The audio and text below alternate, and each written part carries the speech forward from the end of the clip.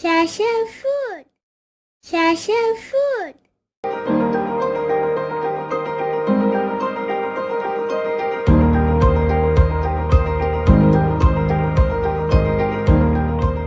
அனைவரும் நலம் பெற வாழ்த்துக்களோடு ஆரம்பம் செய்வோம். ஹோட்டல் ஸ்டைல் கிறிஸ்பி மொறுமொறு ரவா தோசை சரியான அளவுகளோட எப்படி செய்வது பார்க்கலாம்.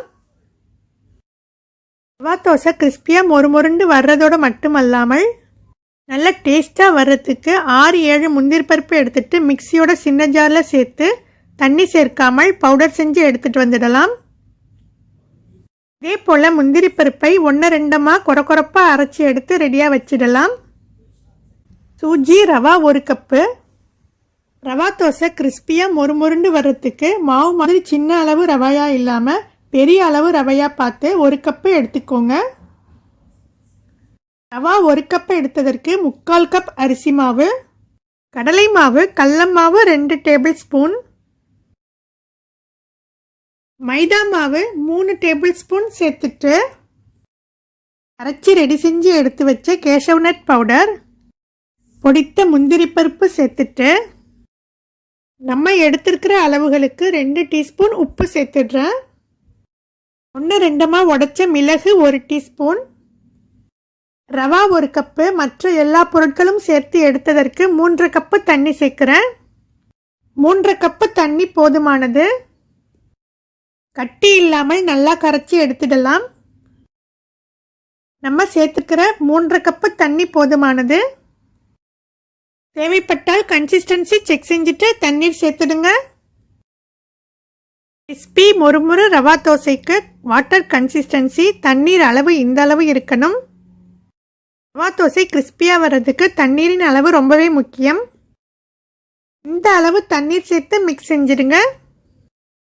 இதுவரைக்கும் ரவா தோசைக்கு தேவையான வெஜிடபிள் சேர்க்கல. சில்ட்ரன்ஸ்க்கு குழந்தைகளுக்கு தேவையான ரவா தோசை சுட்டு எடுத்துட்டு பெரியவர்களுக்கு ரவா தோசை சுடும்போது தேவையான வெஜிடபிள் சேர்த்துடலாம்.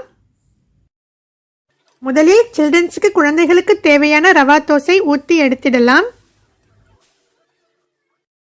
ரவா தோசை ஓரளவுக்கு வெந்து சிவந்ததும் தேவையான அளவு 1/2 ஸ்பூன் நெய் சேர்த்துடுறேன். உங்களுக்கு தேவைப்பட்டால் திருப்பி போடாமல் இந்த ஸ்டேஜில் எடுத்துடுங்க. சில்ட்ரன்ஸ் குழந்தைகளுக்கு பிடிச்ச மாதிரி திருப்பி போட்டு வேக வச்சு கிறிஸ்பியாக எடுத்துடுறேன். சில்ட்ரன்ஸ் குழந்தைகளுக்கான வெஜிடபிள் சேர்க்காத கிறிஸ்பி மொறுமொறு ரவா தோசை ரெடி ஆகிடுச்சு. அடுத்து பெரியவர்களுக்கான வெஜிடபிள் சேர்த்து கிறிஸ்பி மொறுமொறு ரவா தோசை ரெடி செஞ்சிடலாம்.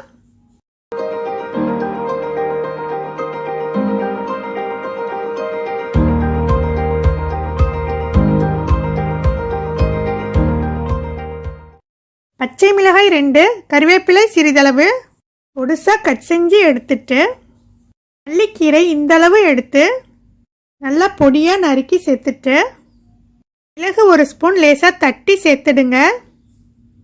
சீரகம் 1 டீஸ்பூன் இதே போல் செஞ்சுட்டு சேர்த்துடுறேன்.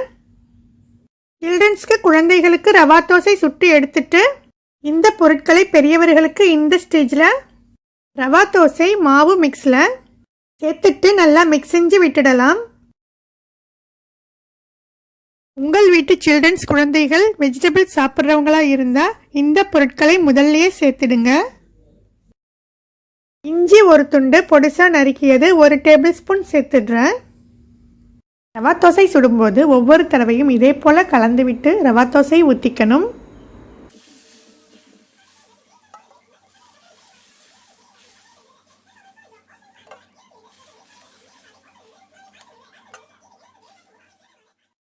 ரவா தோசை ஓரளவுக்கு வெந்து சிவந்து வந்ததும் 1/2 ஸ்பூன் நெய் சேர்த்துடுறேன். உங்களுக்கு தேவையான அளவு நெய் அல்லது எண்ணெய் சேர்த்துடுங்க. குழந்தைகளுக்காக ரவா தோசை முதல்ல திருப்பி போட்டு வேக வச்சு எடுத்துக்கிட்டோம். பெரியவர்களுக்கு ரவா தோசை திருப்பி போட்டு வேக வைக்க தேவையில்லை. இந்த அளவுக்கு வெந்து சிவந்து வந்ததும் பெரியவர்களுக்கான கிறிஸ்பி மொறுமொறு ரவா தோசை ரெடியாகிடுச்சு. எடுத்து பரிமாறிடலாம். நீங்களும் உங்கள் வீட்டில் உள்ள குடும்பத்தினருக்கு ஹோட்டலில் சாப்பிட்றத விட கிறிஸ்பியாக மொறுமொருன்னு டேஸ்டியாக வரக்கூடிய ரவா தோசை இதே போல் இதே அளவுகளோட கேஷவ்நட் முந்திரி பருப்பு சேர்த்து செஞ்சு கொடுத்துட்டு எப்படி இருக்குன்னு கமெண்ட்டில் சொல்லுங்கள். இந்த வீடியோ பிடிச்சிருந்தா லைக் பண்ணுங்கள், ஷேர் பண்ணுங்கள், கமெண்ட் பண்ணுங்கள் அண்ட் இம்பார்ட்டன்ட் சப்ஸ்கிரைப் பண்ணுங்கள். தேங்க்யூ. அனைவரும் நலமுடன் வாழ வாழ்த்துக்களுடன் நிறைவு பெறுவோம். Share food. Share food.